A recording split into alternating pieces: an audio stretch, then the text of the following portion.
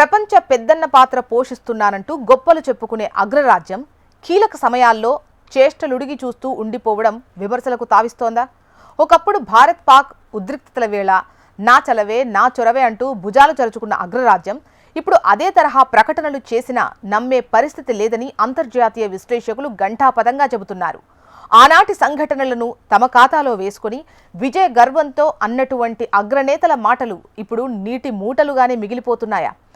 Russia Ukraine యుద్ధం విషయంలోనూ శాంతి నా మంత్రం అంటూ ఊదరగొట్టిన అగ్రరాజ్యం ఆ యుద్ధ జ్వాలను ఆర్పలేకపోయింది సరికదా, అది మరింత ప్రజ్వరిల్లేందుకు పరోక్షంగా ఆజ్యం పోసిందన్న ఆరోపణలున్నాయి. తామే శాంతి చర్చలకు మార్గం సుగమం చేస్తున్నామని, త్వరలోనే అంతా సవ్యస్థితికి వస్తుందని చెప్పిన మాటలు గాలి కొట్టుకుపోయాయి.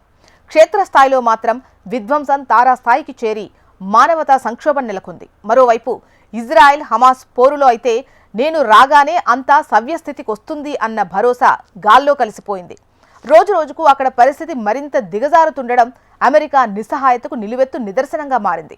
తాము అధికార పగ్గాలు చేపట్టిన వెంటనే ప్రపంచమంతా శాంతియుతంగా మారుతుందని బీరాలు పలికిన నాయకత్వం ఇప్పుడు కాల్పుల మోతలతో దద్దరిల్లుతున్న ప్రాంతాలను చూస్తూ మౌనం వహించాల్సి వచ్చింది. ఈ పరిణామాలన్నింటినీ గమనిస్తుంటే అగ్రరాజ్యం అమెరికా వ్యూహాత్మక గందరగోళంలో కొట్టుమిట్టాడుతోందని, దాని మాటలకు అంతర్జాతీయ వేదికలపై మునుపటి విశ్వసనీయత కొరవడిందని అర్థమవుతోంది. ఒకప్పుడు గంభీరంగా పలికిన ఆదేశాలు ఇప్పుడు పెదవి దాటక ముందే ప్రభావహీనంగా మారుతున్నాయి అన్నది కాదనలేని సత్యం.